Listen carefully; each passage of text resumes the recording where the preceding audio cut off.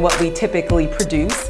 And I have a feeling it may be one of our most notable videos, not because we're introducing a new product, not because I'm sharing my, personal story like I've done in the past, but simply because I want to discuss some things that are typically not discussed in the open as it pertains to the online hair industry. So these are the things that I want to talk about today. So the first is what do Chinese and Korean hair executives really think about you? The next one I want to talk about is dirty vendors and dirty companies. And the third is I want to talk about crazy customer antics, and they are crazy. And then we'll finish everything out with the balancing act of a customer care department. So I could talk about so much more, but you only have but so much time in a video. So this may be a longer video. If you can check the info box for the video, we'll put a table of content. So each chapter, if you will have a timestamp, so you can fast forward to whatever section you'd like to hear. And if you want to hear them all, just sit tight and we'll talk for a while. All of this, all the things I just named have been on my mind, on my heart for a very long time, but it just wasn't time to really discuss them. And I firmly believe that, when you start talking about topics like that, you first have to sweep around your own front door. You got to get your own house in order. And, for us, for JACE, right, for the JACE company, the hair was never an issue. You've heard me say that multiple times. The hair is amazing. The hair has been amazing. It is amazing. It will continue to be amazing. The issue, right, was the wait time. And I'm speaking specifically about our raw hairline, which is our Russian Fade hairline. It was the wait time. And that was something that we really, and me personally, I had to hit that really hard. And we worked to reduce the time and reduce the time and reduce the time until end of June. And we actually took that product, that custom product, off of our website. Why? So we could really revamp the whole process and be able to come back stronger, harder, and more efficient than ever. And also for some of the customers who had longer, extended wait times, we offered free gifts, because one thing about us, if we know, hey, we got to attack this area, we're going to take care of customers who stick in there with us. And so we offered some free gifts and we got those out, and we're closing down that loop. So we're at the end of getting the rest of those out. So that's very exciting because we're going to do what we said we're going to do. And all of that is a part of sweeping around your own front door, right? So that's the process that we had to go through as a company to be better, to be stronger, right? But some of these other things are real. They're real. And I want to dig in and I want to get into those. So let's go. Okay, so this first chapter, if you will, what do Chinese and Korean hair executives really think about you? This came into being because a couple of years ago, I crossed paths with a really smart woman, and we've since become very close friends. But she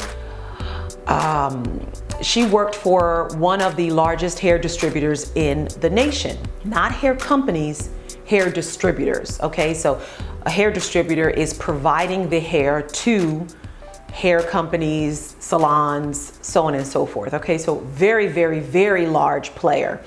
And she worked with the Hollywood studios quite a bit. So she provided hair goods for movies, all right? So she was looking for hair for an actress, and she called us, she found us, she called us, and I ended up having a conversation with her.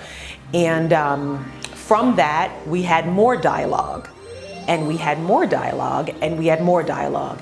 And comes to be that her passion, it's probably too strong of a word, but she had a very strong desire to see a company that was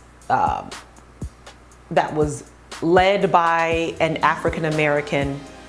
She wanted to see a Black company succeed, bottom line, and really succeed in large fashion. And that was really something that was a very strong desire for her. So we started talking, and we started talking, and we started talking. Well, I hired her. I stole her away.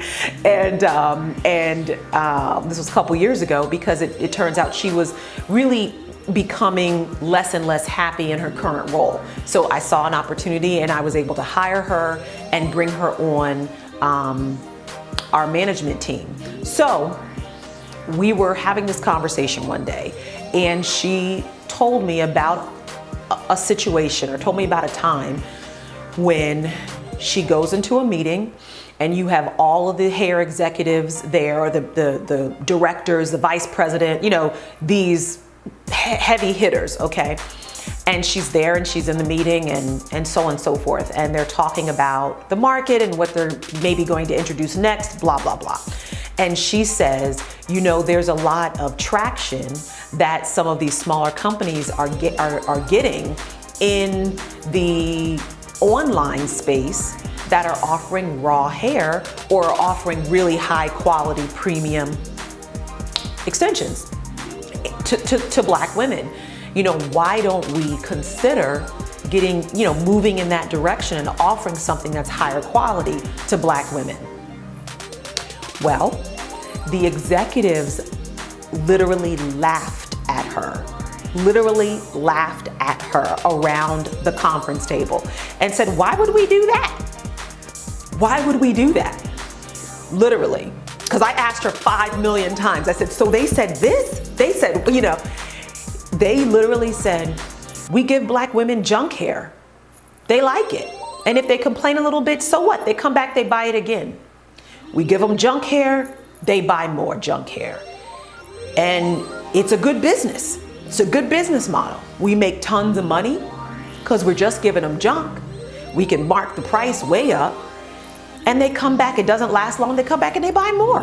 They don't complain. They don't really raise a stink. They keep buying it. So why would we offer something higher quality when they continue to buy the junk? Literally. And she said she sat at around that conference table with those executives, and she was angry, but she could not refute what they were saying. The reality is, yeah, they do produce junk. Yeah, Black women buy it, and they keep on buying it. I mean, I remember, you know, hearing ladies, oh, it'll last, you know, 3-4 weeks, and then, you know, you need to replace it, or all that kind of talk, right? And that was normal. That was normal, right? Whether you're buying in the beauty supply store, whatever, it was just normal.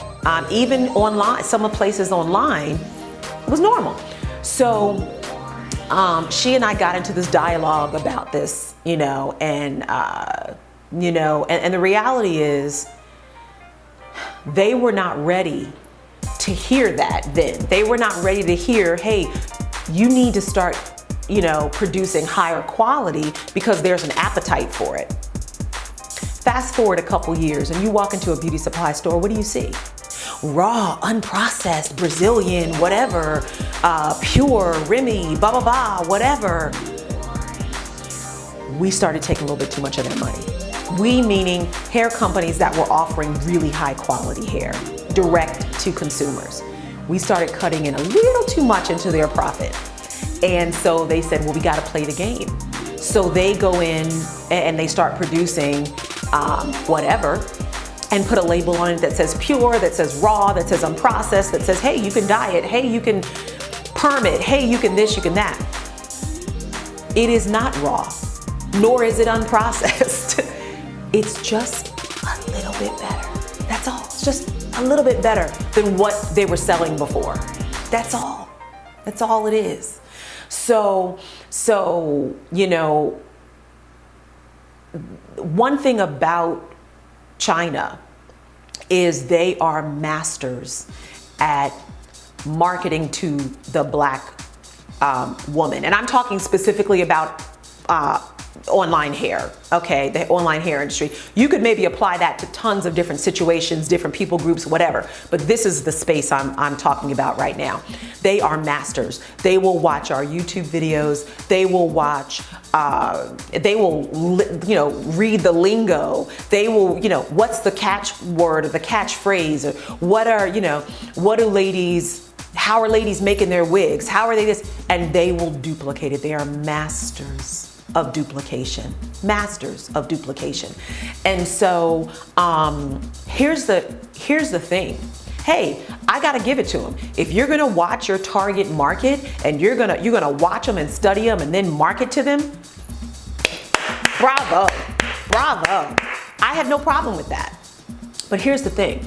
I walked into a beauty supply store, I don't know, maybe a month ago, because I was curious and I said, you know, show me your best hair. Show me your best hair. I mean, your best, your best, your best. And she started showing me, I said, no, your best, the best that you have in the store. She pulled out some package of something. And I said, how much is this? And it was like a 22-inch or something. She said it goes for $225. I mean, I literally almost, my jaw like, what?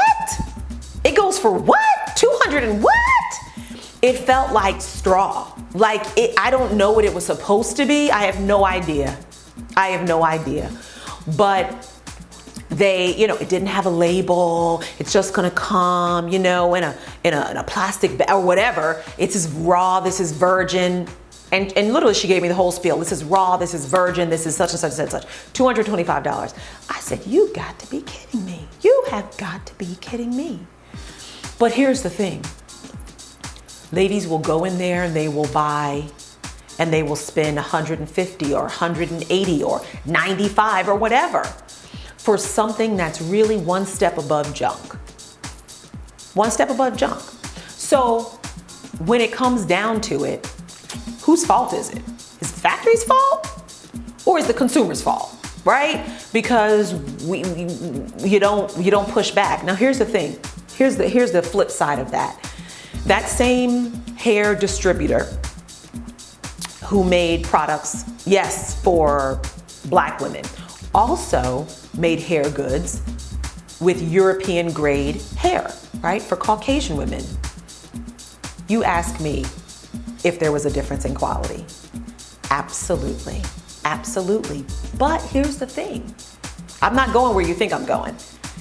It was higher quality and it carried a much higher price. So they know that that audience will pay premium dollars for premium hair, right? And they weren't yet believers that this audience would, that our audience would. So all that being said, the reality is that the consumer drives the market. So when a consumer demands higher quality by withholding their buying dollars from this vendor or that vendor because I don't like the quality that you're giving me, and they migrate over to companies like ours and others that are offering really high quality hair, that's how you speak with your buying power. That's how you say, no, we're not going to continue this cycle over here. We want quality.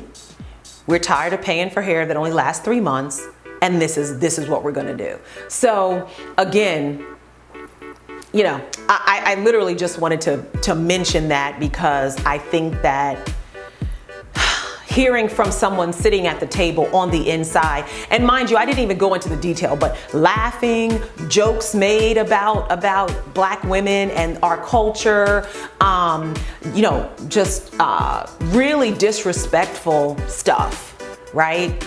Really disrespectful stuff. regarding Black women, what we buy, why we buy it, the stuff that we like, all of that. But you're still giving them your money. So here's the deal. If company sells to a customer buys it, hey, you know, that's up to the customer, right? And the company's free to sell to whomever they want. The customer's free to buy from whomever they want. But the part that ticks me off is it's a cycle of lies.